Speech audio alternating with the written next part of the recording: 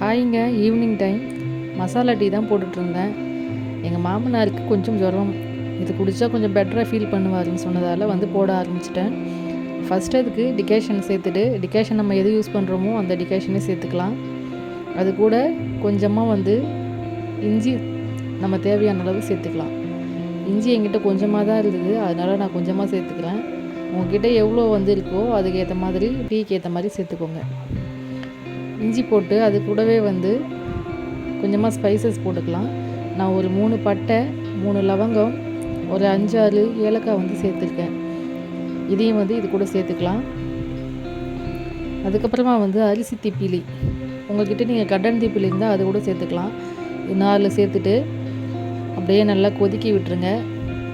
ஒரு 20 நிமிஷம் நல்லா கொதிக்கிட்டோன்னு சொல்லிவிட்டு